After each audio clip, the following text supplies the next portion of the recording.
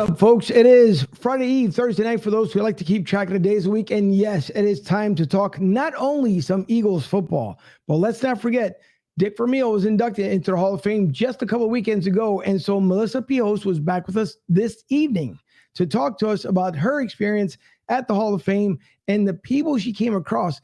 And she rubbed a couple of good elbows with a couple of good people. So it should be a lot of fun conversation. I have a video that she shared with me and a couple of pictures to share with you guys so you guys can see exactly what's going on. And later on at about the 8:30 hour, we'll have Rich Quinones on.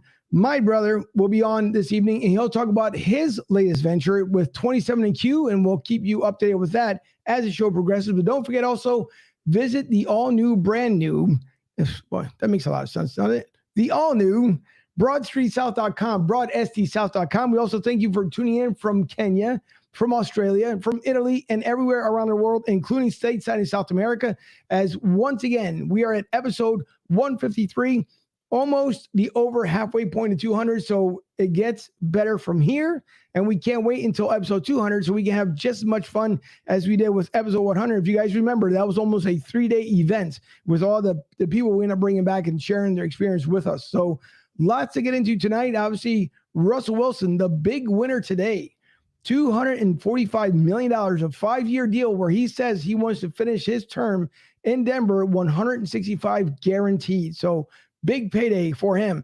And the Eagles naming 5 of their captains, also acquiring a running back that should have been with the Eagles and now truly is with the Eagles. So Trey Sermon joins the Eagles, and it's a good thing to have. We'd rather have more running backs than less. And we know how the injury bug works in Philadelphia. So hopefully that will not be a part of this season. We'll keep everybody healthy because we all know that the Eagles have an early bye week this season. So with that, also, the Phillies are still on the West Coast. Thank God they didn't get swept by Arizona. So a colossal of runs just 2 nights ago. The Phillies are off tonight. Tomorrow night, their first pitch is at 10:15 Eastern time, which obviously will be 7:15 West Coast time. So lots to get into. Sean's with me. Dylan has the night off. Fuji's on assignment. And like I said, Rich will be joining us later on. So with that all being said, I always thank you every single time for coming on, joining us here on the show. We always do appreciate it. And again, don't forget, visit the site where now you can find Faith on the Field with us here at BroadSTSouth.com. So thank you to everyone tuning in. I'm Angel. This is episode 153, and welcome to Broad Street South.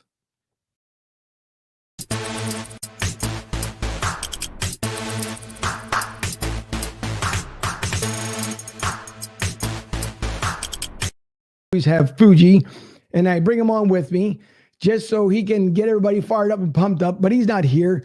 Dylan attempted the other night.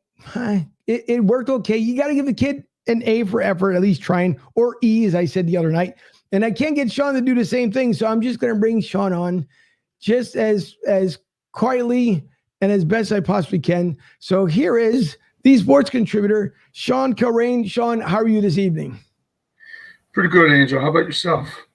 Good. Yeah, things are hot here in Tampa as we are live at the LG Direct Sales Solution Studios, and 97 degrees, I believe, was the high today. So it was a sweltering one. And I was down there by Clearwater Beach today in St. Pete. I drove by the Gulf. I should have probably jumped into the Gulf because it was just that hot. But it's okay because I'll be doing that on Saturday. So a couple days from now, I'll be down there at the beach and just having fun. But how's everything back in Philly? Hot. A little bit cooler today, but the weekend we're prepared for some hot weather as well. So looking forward to this Labor Day weekend. Got a lot of good sports talked about tonight. No, definitely for sure. And Rick Marcus says, it's raining at the airport right now. And it was through here just a couple of minutes ago. We had a nasty storm come through here. So thankfully it didn't knock out the power because in Florida, storms are pretty horrendous around here. And when they get pretty bad, they trigger either your lights or the internet, one of the two. So thankfully it didn't happen. But coming back with us again tonight, you guys just saw her a couple of weeks ago. Of course, Melissa came on to talk about her late great dad, Pete. And we got in some conversation there. We try to show a film about the NFL when she was talking about her father, the documentary, and of course the pieces she's done for her dad as she continues to talk about the reason why her father ended up passing away, the struggle that continues as far as for anyone suffering from the disease, and what she continues to do to keep his name and his legacy on. So with that being said, we will bring on the lady herself. It is Melissa Pihos. Melissa, thank you so much for coming back onto the show and for sharing us with your experience that's coming up here with Dick Vermeil, and of course, your dad, and as much as you could possibly learn from him, even though he was gone way too soon. Hi. How you doing? So there's, I'm sorry, go ahead. Yeah. So you want me to talk about Dick Vermeil, that whole thing, or what would you like me to talk about? Well, let's start off with Dick Vermeil there, because we know it's a big experience for a lot of us. We know how much Dick, he meant a lot to us in Philadelphia. Then, of course, he went with the Rams, and then KC. With the Rams, he ended up winning the Super Bowl. That should have happened in Philly, but it's okay. We finally got one many years later. But, what Mr. Vermeil, everybody knows. I mean, the guy is just legendary, a class act. No matter how frustrated he ever got on the field, if you ever saw him and met him in person, he was nothing. I mean, absolutely nothing like what he was like on the field. When he was on the field, it was like your dad. He was all business. But away from that, a true gentleman. So I guess you can start off, with the trip on the way there, because I know in one of your pictures, it looked like you had friends with you out there at the Hall of Fame. Yeah, so I've been going to the Hall of Fame since I was a baby, and ever since Dad passed, I've gone with Dad and experienced Canton, and it's gotten so much bigger. But so since Dad passed, they send my mom and I up. We kind of represent him, and it's really nice. And Dick Vermeil has been going, I don't know how many years I've run into him in the airport or said hi to him, hey, I'm Melissa Pihos. And he's like, oh, because, Dad knew him, they crossed paths several times at different things. And so when I knew we were going up, so I got in touch with him, and he was like, give me a call.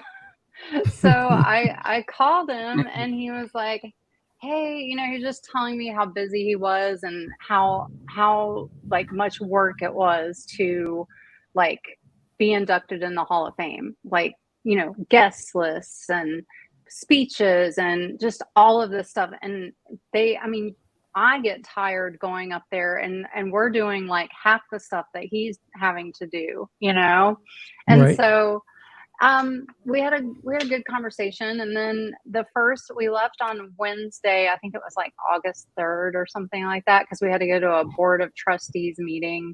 So we left at 5 a.m. or something. It was crazy, from Valdosta, and so we got up there. Then everybody's in the hotel. It's really nice. All the enshrinees and family, everybody's just reuniting for the year. And we went to the board of trustees thing, and that was the first time I got to see him, that evening. And he gave me a big hug, and I got to meet his wife, because I hadn't met his wife yet. And yeah. And then, when I talked to him on the phone, he invited me to his private party, which each enshrinee has a private party. We used to be able to just go to all of them. I've been to, I don't know how, I've been to Warren Sapp's party, and I've been to, Chris Gardner, but now they have to pick and choose who they're gonna invite, and because they only have a certain amount of people they can have. And so I was like, sure, we'll go, So I ran into him here and there a few times, and then I got to see him enshrined, which was really nice. That was a really nice moment there. Well, seeing everyone enshrined was really nice. I've been seeing it for so long. It used to be just 4 people, and now it's 8 people. It takes a long time, but it's just walking through the bus room and seeing everybody, and I don't know. And I get to spend time with Dad again the whole week. It's just really nice. So the private party was really fun. So I got to, yeah. So Ron Jaworski was there, and I said, hey, we talked a little bit, because we had talked via email several times, And we had met at a couple of events, but yeah, it was nice to just like give him a hug, and then Vince Papali was there, and that was a really nice, like, we talked for a long time, and I got to meet his whole family, because every time I've met him, it's been at things where he was either by himself or just with his wife, but I got to meet his kids this time and stuff like that. So that was really nice. And Ray Didinger was there, and we talked for a long time, which I hear he's coming on your show this month. So yeah, it's going to be exciting. I'm dying to talk to him, especially Fuji, because Fuji, I mean, both of us are big fans. Fuji with 1,000 more history questions as far as in what I end up having. But we can't wait to have him on there. But as you're mentioning, Ray Didinger, at any given point in time, did he ever hint? I know he says that he's done, and once he's done, that's it. But did he ever hint upon anyone saying that even though he's only been maybe less than a month separated from radio?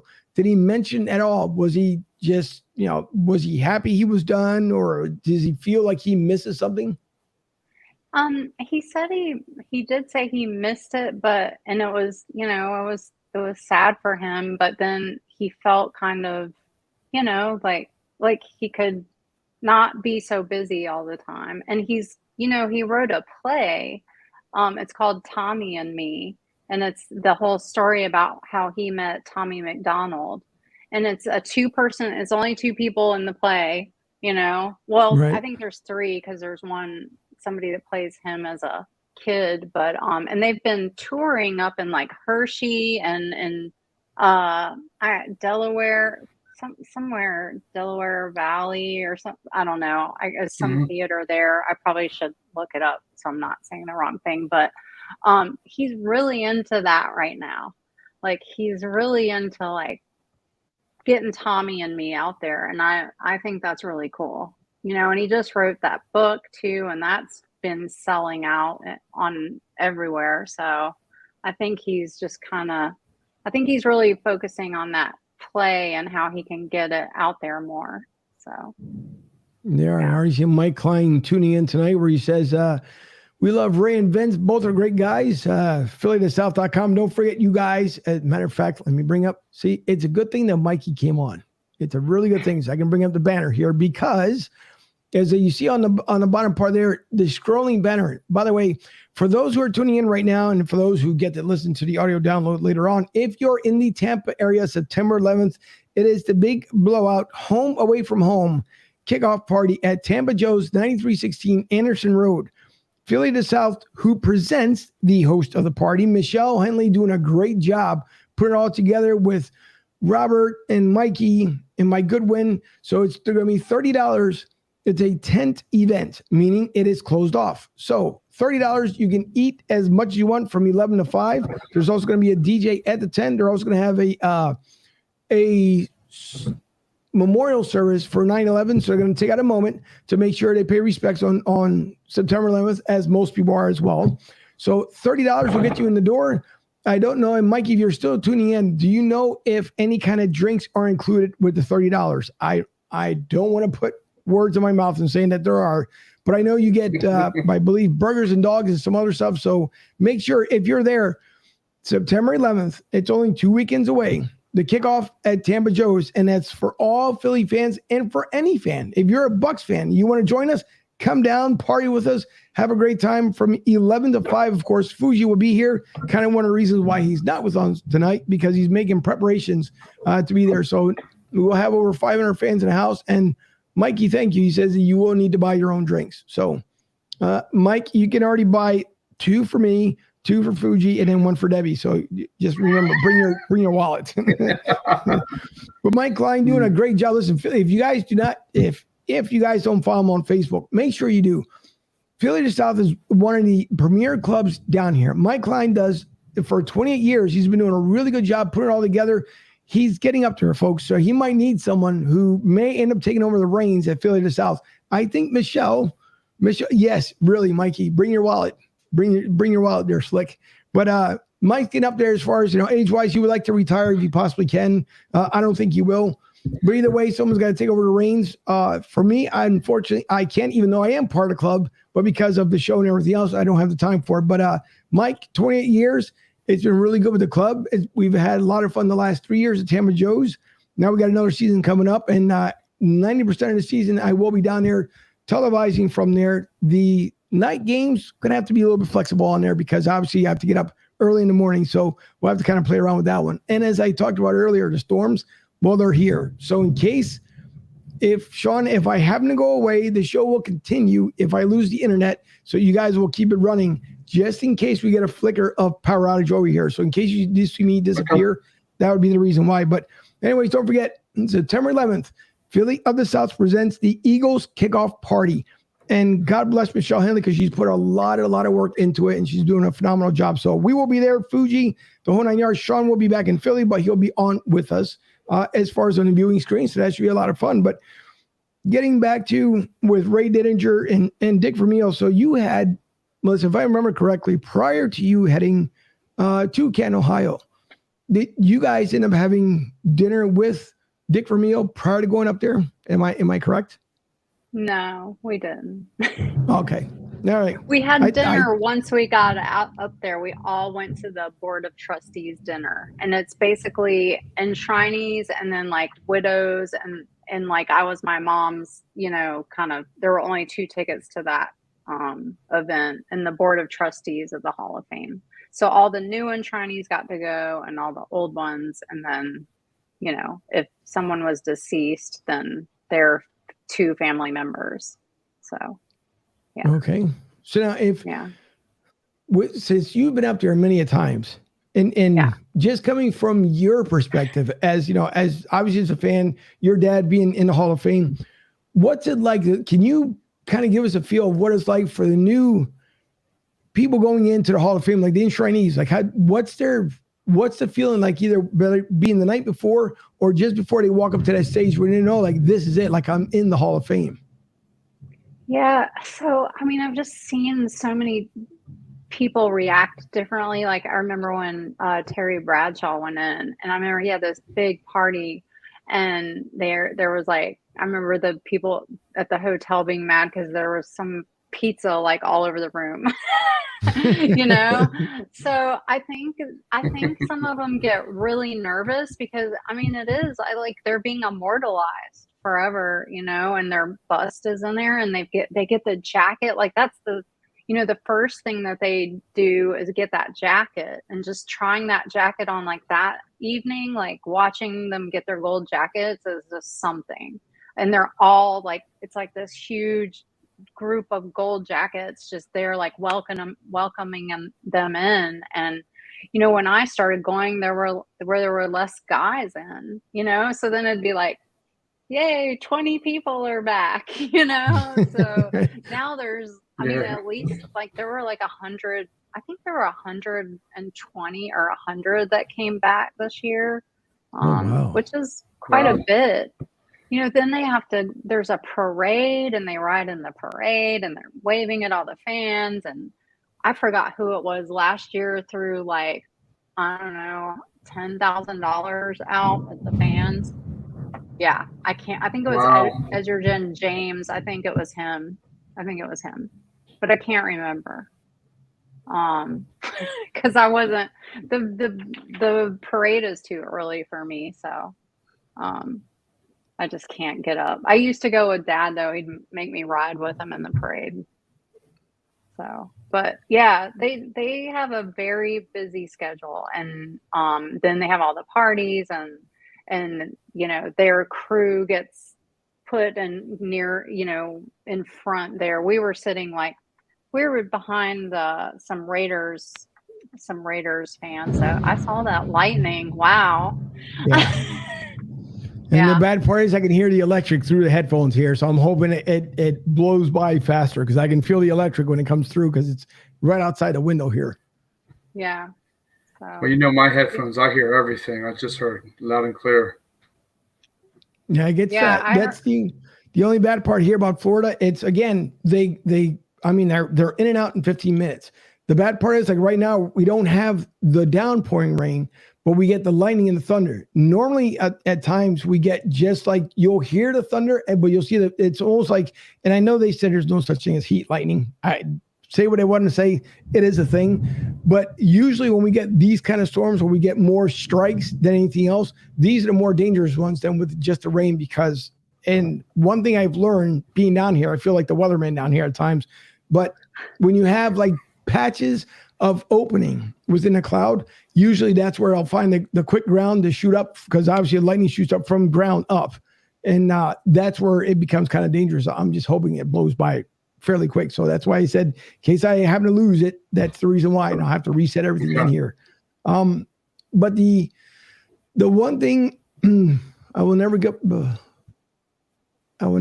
the show.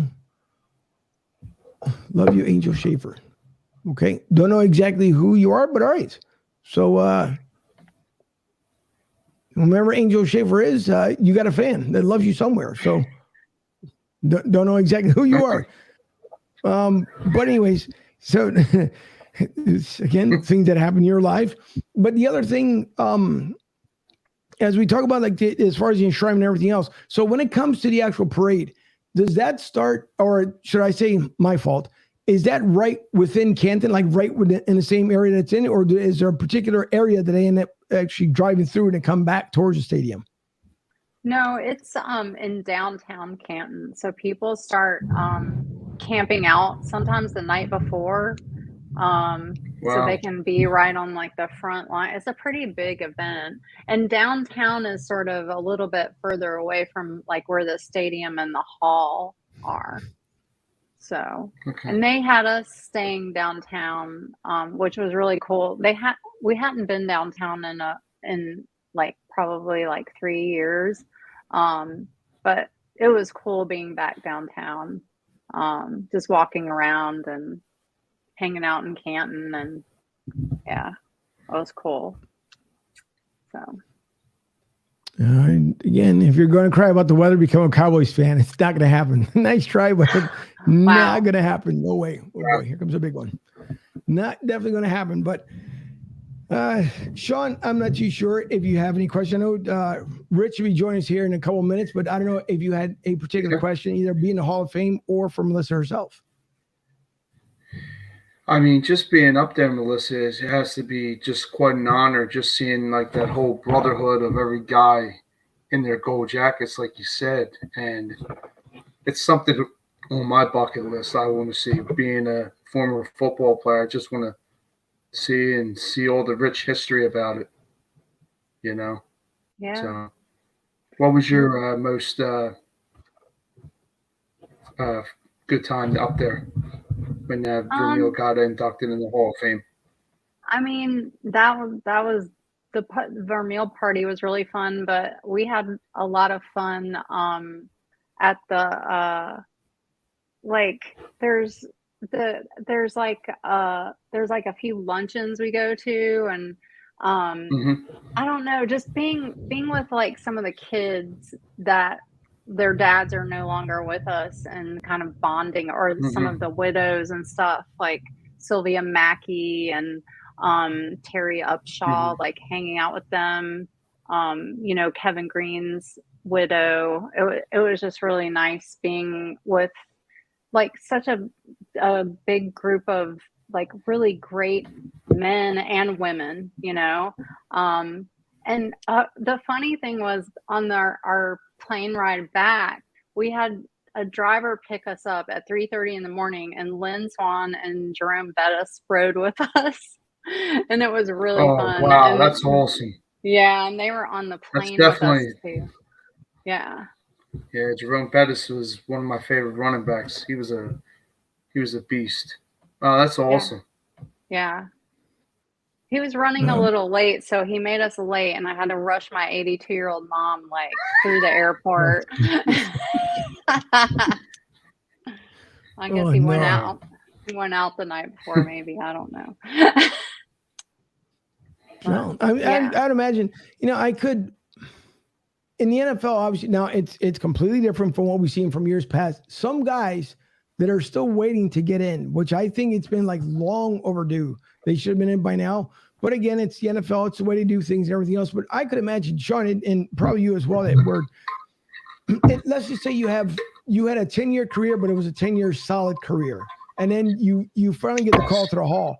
I mean, it's got to be such an overwhelming experience because ultimately, other than winning a Super Bowl, that's got to be, and I was trying to make it to the Pro Bowl. It's got to be one of those things. It's got to be up there. I think making the Hall of Fame and winning the Walter Payton Award, it's got to be the top 2 tiers of what you want to do in your career in the NFL. So it's got to be quite the experience. It's the cream of the crop, just like you said. It's amazing. You're in there with the best of the best, and you busted your butt for however long that you played the game, and then your obviously biggest reward is that gold jacket and a bust. So, yeah, it's simply amazing. It is. Yeah. Like I said, it's got to be. It definitely has to be something else. But I want to bring up a couple of pictures here, as long as this works correctly. So I'm going to make sure that I can get this up the way it should. So some pictures that Melissa here, she shared with me. So I'm going to bring it up on the screen and transition it over so you guys can see. One with your dad that we can see up there on the screen. That's and then nice. If I scroll over in Ken as well, and again, that's just being down that ramp. It's got to be something, again, particularly cool. But B-Dog, well known, well loved in Philly, will always be a Philly favorite no matter what. There's no one yet, and Sean, correct me if I'm wrong, there's nobody yet to fill those shoes on that defense like Brian Dawkins.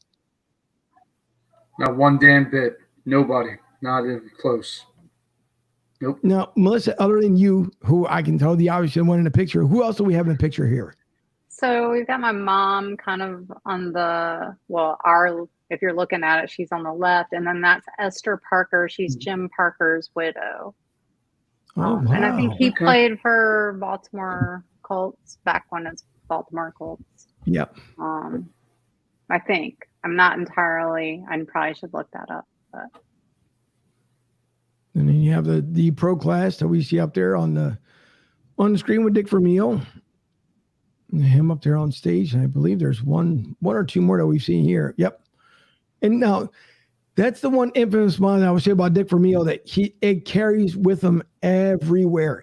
Even on the worst games ever. Like even when he went to go just shake the opposing coach's hand, that was the famous smile that we can always remember. I think if anything, like I know they tried it in Boston there when it comes to his Hall of Fame statue, but that should have been like another one next to that one, because that's the one thing that man has always done throughout his career, is just, smile like there's no tomorrow. And it's great to see, because a lot of times you don't get to see that from a lot of the coaches. So that's pretty cool. So thank you once again for sharing the pictures here. I'm going to transition us back to a regular Thanks screen. for the pictures. They were very nice. Oh, you're welcome. And then there's a lot video. more too. If like anybody wants to look at my Facebook or whatever, like there's a lot more from throughout the years. Like you can go look at my albums, and when like Dawkins went in, I have nice pictures of that too. So I actually said hey to him too at Dawkins. He was at the Vermeil party too. Oh, and T.O. was on our flight. Oh my God. Wow, really? Yeah, but he wouldn't ride with us. Like he was supposed to leave at the same time, but like he got his own driver. It was really interesting. I don't know why he did that, but mainly because you got to figure. See, I think T.O.'s kind of hung up on, because I know he wouldn't come back to Philly, and I think he's still kind of hung up on that. He thinks the fans, for some reason, are like they hate him, or I don't even know if I want to use the word hate. Like if they have this big distrust or dislike for him, I guess. And T.O. has no idea that he's well loved here in Philly. I mean, listen, he rose to the challenge. Anybody can say whatever they want to about T.O., but he rose to the challenge to almost get us there. If it wasn't for the Patriots and any Patriots fan listening in, if it wasn't for the cheating scandal back then, that's what happened. But Donovan McNabb wasn't ready either. So we can, I can use all the excuses in the world. Donovan wasn't ready, unfortunately. T.O. was, so was the rest of the team. It's just Donovan was not ready for that particular Super Bowl. But that's neither here nor there. But T.O., listen, we've seen your speed. Someone recorded you on a video not too long ago. I think it was doing a 4.2. And you can still come back to Philly, because we can still use some wide receiving help. So the door is open to you. I know you're probably not listening, but if you do, but it'd been cool though if he would have rode with you guys. So I don't know. Maybe it's a thing with him. Who knows? Yeah, maybe he didn't want to get on with Lynn Swann and Jerome Bettis. I don't know. Unless he had some sort of bet he has a big back on. I don't know. I don't know why. Like, it was weird. We were just like, oh, okay. Well, I do want to show the one film that you shared here with me. There's two of them, but I'm going to bring up this one here so everyone can see. And then we should have my brother Rich coming up here very shortly. 6. Vermeil took on a daunting task. He became the head coach of an Eagles team that had not qualified for the postseason since 1960. That's it, get it to him. All right, get it to him, take it. Under his leadership, that would soon change.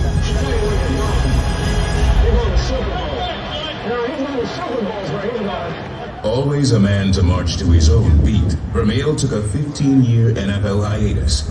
He would remain close to the game, working as a college and NFL broadcaster. Then, in 1997, he became head coach of a Rams team in the midst of its own 7-year postseason dry spell. Listen, as I told you beforehand, Melissa, with the audio quality today that we can get from between phones and cameras, and you listen to that, it's like we're sitting right in the same seat where you are. So I couldn't imagine being there, even if it's not, which is obvious, that it's not me getting inducted or Sean or yourself, but it's got to be a feeling, whether you're a coach or a player, it's got to feel exhilarating. Know that like you're there. All these, the ceremonies are about to happen. People are waiting for you. I don't know. I don't know if I would actually walk up on the stage or pass by the stage or throw up on stage, because it's just, there's a bundle of nerves that you're going through and everything else and all the feelings. So it's got to be a tremendous experience. So God bless Dick Vermeil, because he's done so much for the community where he lives in. He still has a home that resides in Pennsylvania, right in the suburbs outside of Philly. He's been there for years. He continues to do things between Pennsylvania and California. He knows that we still have the winery out there in California. So, I mean, he's going to be well loved forever. And even just like your dad, Melissa, when Pete passed away, those guys, their legacy continues. Just because they're gone, it doesn't mean it stops. People still talk about them to this day. And I think that's when you know you made an impact to someone's life. And even some people that you're like, oh, like, I hate this person, they're so stupid, but they'll talk about them. So how much do you really hate them? Because you continue to talk about their person, you keep bringing them up. So, and that's the best part about it. I think we learn and we grow as fans that even if we have, let's say game hatred, I'm not going to say actual hatred, but like we know the Eagles and the Cowboys have always been rivals for years. One of the bigger rivals, I think, in the NFL. And so even if something were to, like, if we were to see a Cowboy fan in distress in Philly, and I'm just talking for me, in my own opinion, I don't think anybody would allow for them to get like beyond beat up or whatever the case may be. If they got hit by a car, to just lay them on the street and walk over them. I mean, we can have hatred when it comes to the game, but personal life is completely different thing. So, and with a lot of things that are going on in Texas anyways, we hope that everybody is safe down there, because we know there's a crisis nearby there. But again, as fans, it's the appreciation of seeing, people that have impacted our lives with us, not knowing them personally and them not knowing us personally. But again, it's got to be probably one of the cooler experiences in the world. Yeah, it really is. It's a nice being there, watching everything, being right there around everyone. Well, now, as far as have you learned? Oh, and pardon me for a second. I want you to make sure that you share with everyone where they can find the biography and the choreography that you did for your dad, in case they missed it on the last show, so they can go back and watch it. Well, so not all of it's online because it is such a sensitive topic. So there's some things, the NFL Films feature is just on YouTube. I think if you just search like NFL Films Presents and type Pihos, my last name, or if you type my name or my dad's name, you'll find it. The Pihos, a moving biography, there's little sections of it online, but I don't have the entire thing online. Dear Dad is online. Like if you search for it, like Dear Dad Pihos, that was my award-winning film that I created. That was the first thing I created before I made the whole show. But if anybody wants to see the whole thing, I do have it on a Google Drive. I just don't like to have it all out there, People No, have I to don't come. blame you. Mhm. Yeah. It's better in person, Absolutely. like, because it's so, the film and dance just kind of connect, and video like takes away some of the energy as opposed to seeing it live and hearing the sound and hearing the dancers move and, hit each other and stuff when they're playing football. So, yeah, they do hit each other. So, but yeah, you can search. Things are out there. You Google it. Well, I will say, and I know last time we tried to get into a little bit without obviously getting too touchy here, but yeah. What, if anything, because again, we try to play it on YouTube. Obviously, we got a really bad reverb when we try to do it, but what was the key factor of you just wanting to learn about your dad? And then at what moment, what was the inspiring moment that you actually wanted to do what you've done for your dad? Well, he was in his final stages of Alzheimer's, and I was in grad school, and I felt like I wanted to honor him and keep his memories alive. So, because he was losing them, I wasn't able to communicate with him anymore in a normal way. So that was the, part of it. That was kind of the what ignited me to do that. And it was I don't know. It was hard because he wasn't doing well sometimes, and I had to travel to Philly and then travel places, and he'd go into the hospital, and so I did it for him and to get, like I said, keep his legacy alive. But then I also did it for me because it was a healing process for me. Right. So I did a whole TED talk about it too recently, about healing and creativity, and I taught that's on YouTube as well. It's also on the TED Talk site. But just how creating something helped me heal going through such a difficult time losing my dad slowly. So yeah, I think that was the biggest takeaway. So. To this day, are there any stories that your mom might recall? Like you guys might be sitting down somewhere, let's say a family dinner, and something will trigger in her head, something maybe your dad has done and she hasn't shared, but might share in that moment? I mean, there's a lot of stories. I mean, my dad had 4 different wives, and I mean, that would be a whole week to explain. But yeah, he, they went on a lot of trips, and sometimes I got to go with them. And I mean, he liked to have fun. He wasn't a big drinker or anything, but he just really loved hanging out with people and, living life, having fun. I don't know, that kind of put me on the spot. So I'm trying to they're not coming. All the stories aren't coming to me right now. No, listen, it happens. Trust me, it happens. No, not at all. Because again, it's tough because listen, there's a lot of sensitive things, obviously, that a lot of times we don't want to bring up because it triggers certain memories that you probably don't want to bring up again. I think that's the toughest point in anybody's life. I don't care how some people on the outside, you can be as tough as you want to be, but in the end, everybody cries, everybody goes through it, everybody goes through pain. That's the big thing. So I think, it's not trying to put anybody or anything else on the spot here because it is hard, especially because you didn't get the time to spend as much with your dad. So that's why I don't go down a certain route just because I don't want to bring back a distant thought that will keep you up for the rest of the evening. But listen, again, the good thing about it is you got the memories, obviously what you did for him as far as choreography, that he was able to see it before he passed. And then you still go back and basically visit him every year if you possibly can at the NFL Shrine. So, I mean, that's within that. I mean, that's a cool story because that many of us can turn around and be like, so what's your dad do? Oh, nothing. He's just, at the Hall of Fame. It's no big deal. So, it's a lot to deal with. And everybody's always going to have their own legacy. everybody, no matter which way you look at it. We all try to do the best we possibly can. We all try to make the best choices in life that we hope that we're making. But you know what? In the end, all that matters is that we gave it our best shot while we were here. And we hope to affect someone's life in a good, positive way versus in a negative, detrimental way.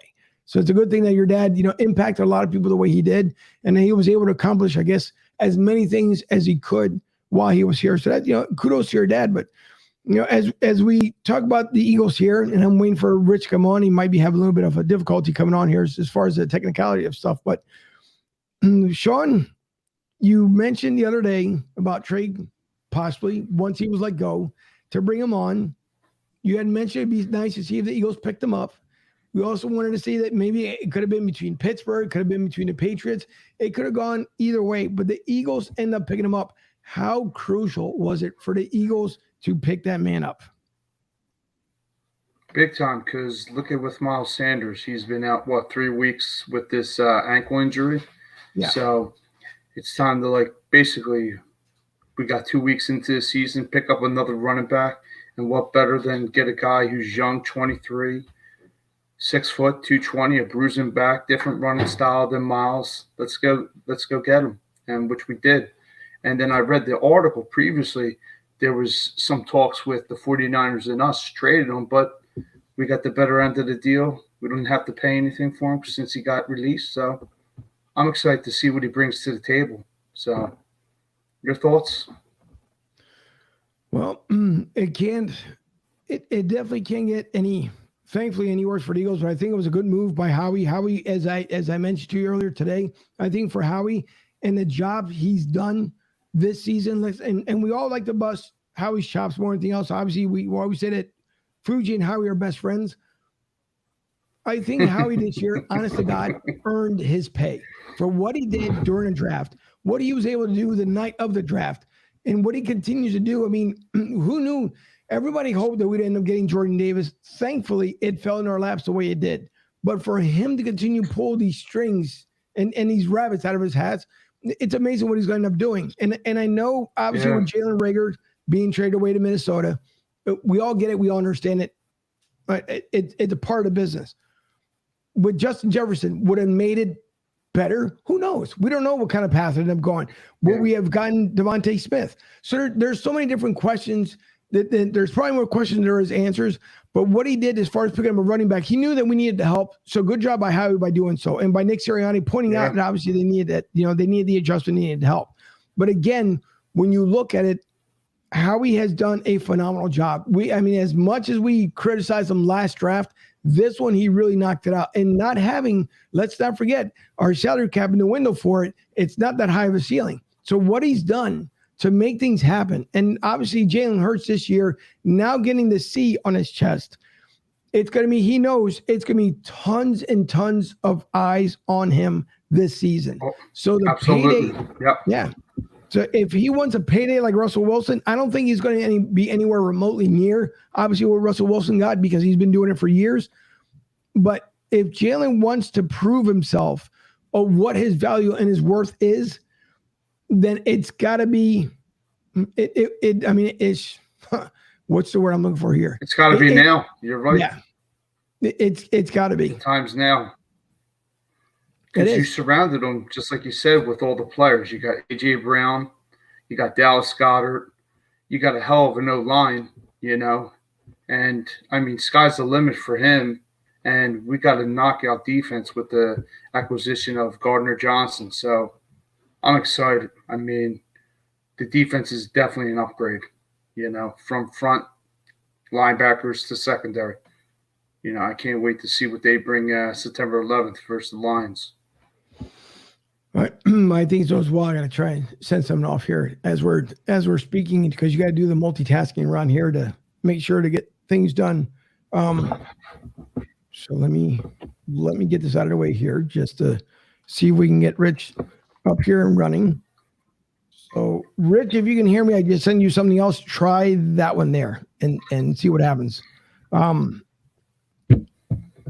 But let me get back to focus over here. I can't take it off the screen. There it is. That's going off the screen. Yeah, but no, listen, once again, I think to be a GM, we know in this day and age in the NFL, you have to know exactly what you're doing. There's a lot of things that to make a great GM, and not many obviously are in the Hall of Fame, but if Howie really wants to be here for years to come and continue to earn the respect from the fans, and not saying that he has to, don't get me wrong. I guess, let me word that differently.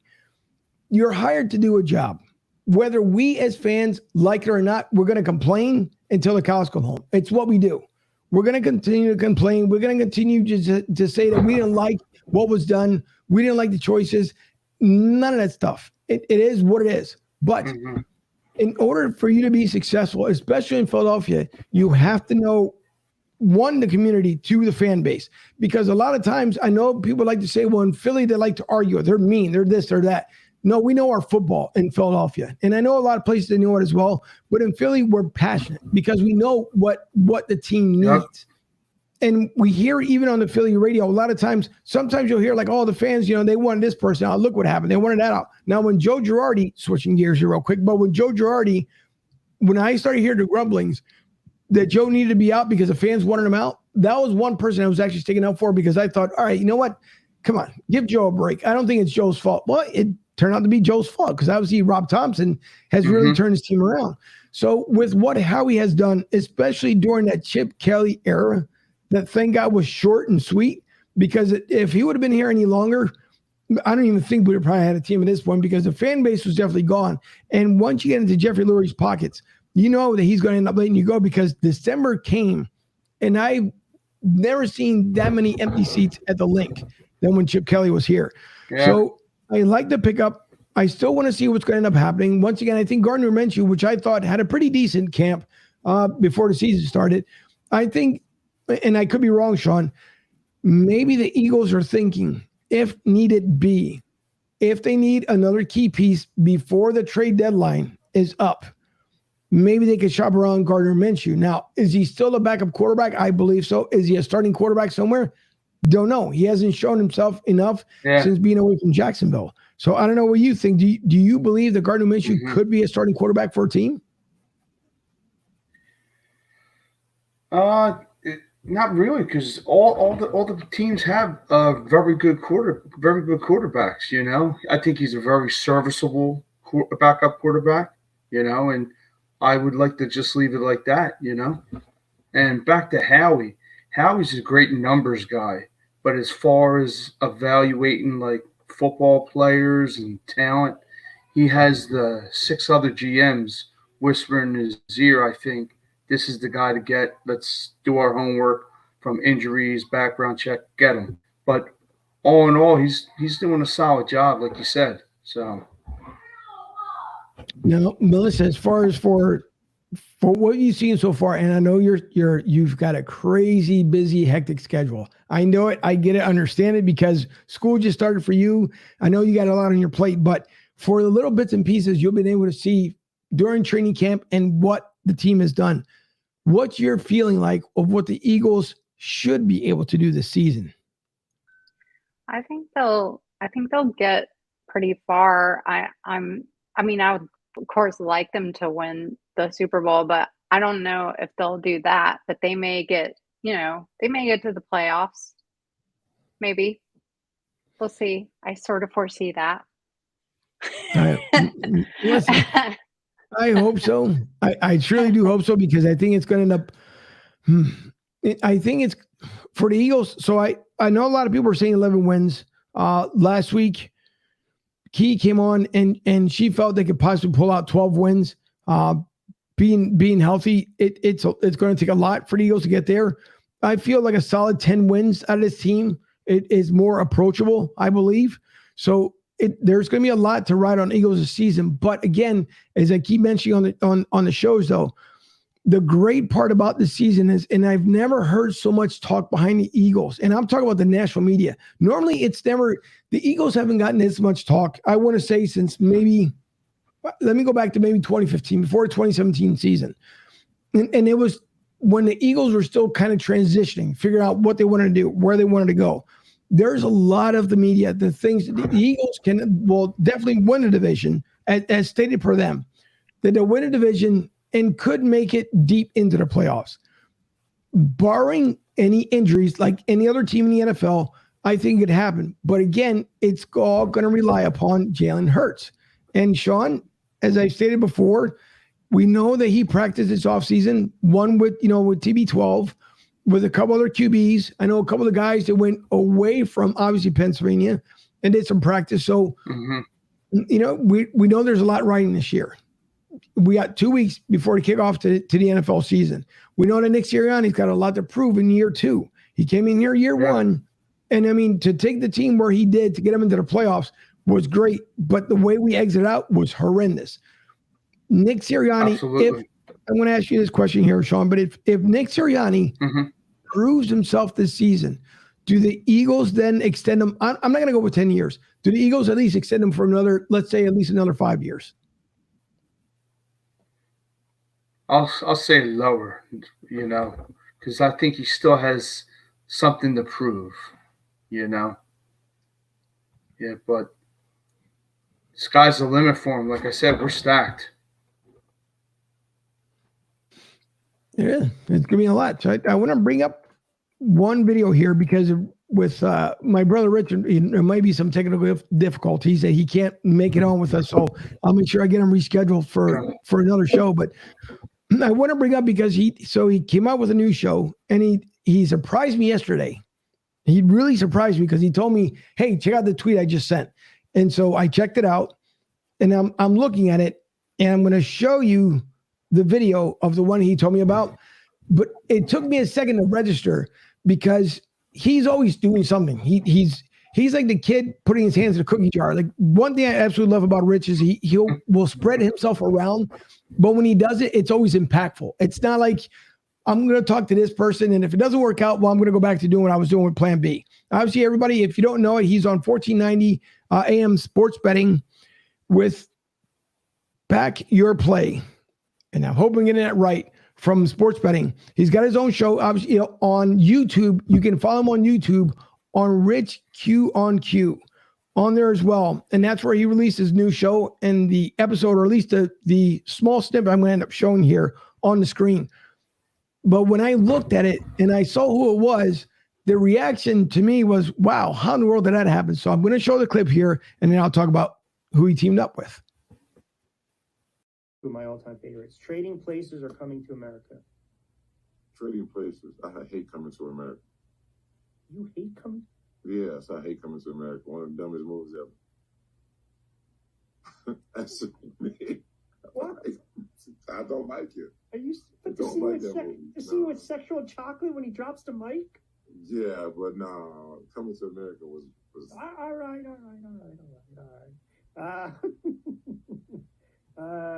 Last one for you. Oh, by the way, you thinking of James Conner? Yes, James Conner. That's who it is. He the boy's good, man. The boy can play. All right, last one, because now it's a minute 27 with 27. You want to walk back your comments on Tyson Fury, the best heavyweight of all time? No, I'm not. I'm taking that. He's number one. He's number one on my list.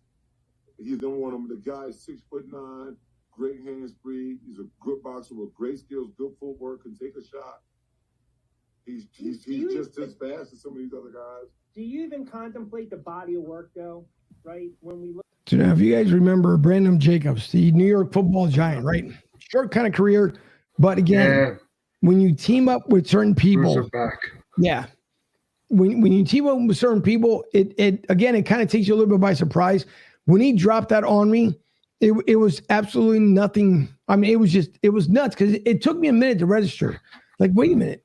So that's who he's teamed up with. So if you guys want to check out, again, my brother Rich Quinones, his work on YouTube, don't forget to like, subscribe to his show. He called it, or he's calling it, I should say, because now it's official, 27 and Q. Obviously, number 27 that Brendan ended up wearing. Yep. And then for Rich Quinones, Q for short. So 27 and Q. And I told him that was a great name for the show. So many more episodes coming up with those two gentlemen. If you guys, you can, again, check it out. You can also look, I tweeted out earlier today. So you can go to the link, check it out. And then, again, subscribe so you don't miss any other episodes coming up, because that should be a great show. And as obviously, as the season progresses and the more to get into it, I'm pretty sure the topics are going to end up coming fast and furious. So nice job by my brother. does an excellent work. Again, does work also for the AC Gambits with the TBL. He's extremely busy. That's the best thing I can say. He's busy, he hustles, but he's a great man as well. So hopefully it'll be really, really good here with him and Jacob. So that's gonna be a lot of fun. I can't wait to see more and more episodes as they continue to film it. So he cannot make it this evening, which is fine. What we'll end up doing is we'll end up ending the show here. We'll bring him back. We'll coordinate another date and make sure he comes on here. But don't forget, you guys, come September 11th, obviously the kickoff, well, next Thursday is the official kickoff on Thursday Night Football. But for the Eagles, September 11th against Detroit. Don't forget about the kickoff party presented by Philly to South at Tampa Joe's 9316 Anderson Road. And you guys can visit on tampajoes.com. As I always say, it's a hop, skip, and a jump from the airport. $30 will get you in the door. All-day food event from 11 to 5. After 5 o'clock, you can hang around if you want to, but your drinks, yes, you do have to pay for it. Unless you're my client, which I already told him he's got to pay for ours, and he knows he will anyways. He won't. He's freaking cheap. He won't do it, but whatever. He's a good friend anyways. So thanks to Mike Goodwin for the support that he's done for the many years here with us on the show. Also, LGDirect.net, Larry Gilman, doing a fantastic job out there in Pennsylvania. And also, if you guys have payment problems and or looking for payment solutions, meaning from your credit card terminals, please reach out to Larry at lgdirect.net. He does have a number here in Florida. You guys can look it up on the website, but also if you have any apparel that you may need, hoodies, t-shirts, whatever the case may be, look under lgdirect.net. Also, don't forget about Big Sarge Sports, bigsargesports.com, that you can find right on our website, broadstsouth.com. Take a look at Big Sarge and the content he provides. He covers the Houston Rockets, the Houston Texans. He is the Dallas Cowboy fan, probably the only Dallas Cowboy fan that we've had here on the show that we allow on the show. Of course, I say that jokingly, but he's been with us here before. Also, he's on with Andy Kalu and Chris Gordy on Sports Talk 790 in Houston from 10 to 12 Central Standard Time on In the Trenches. Those guys do phenomenal work Monday through Friday. Also, don't forget Philly Sports Trips and phillysportstrips.com. If you want to travel with the pros. And don't forget, the buses are still available for FedEx Field. We want to bring as many Philly crazy people as we possibly can to fill up FedEx Field down there. There's over 875 people loaded up on buses already. The Broad Street South bus is starting to fill up. Let's continue to fill those seats so we can get over 1,000 people down there. That's going to be a convoy straight down 95 to the Beltway. That's going to be phenomenal. Mm-hmm. The Arizona trip is completely sold out from what I understand.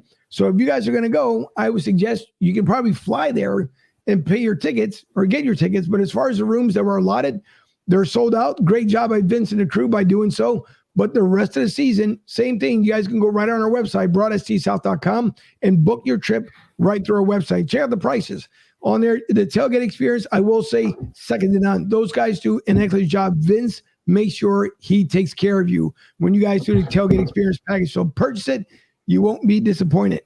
And without that being said, Melissa, thank you once again for joining us. I know you have choreography and teaching and everything else to do, but we do appreciate you coming back and sharing your NFL experience with us. Thank you. It was awesome. Thank you. You're welcome, Sean, anything else? Listen, no problem. And make sure you keep the people informed to let them know exactly any breaking news like you shared with me today. So we will see everyone here again next Tuesday. Don't forget, if you're listening to this show for the first time, you can always catch all the latest episodes, all the replays right through our website, and then subscribe to our YouTube page as well so you don't miss a show. Along with that, don't forget on Monday nights, coaching sessions with Jania and Jesse Silva.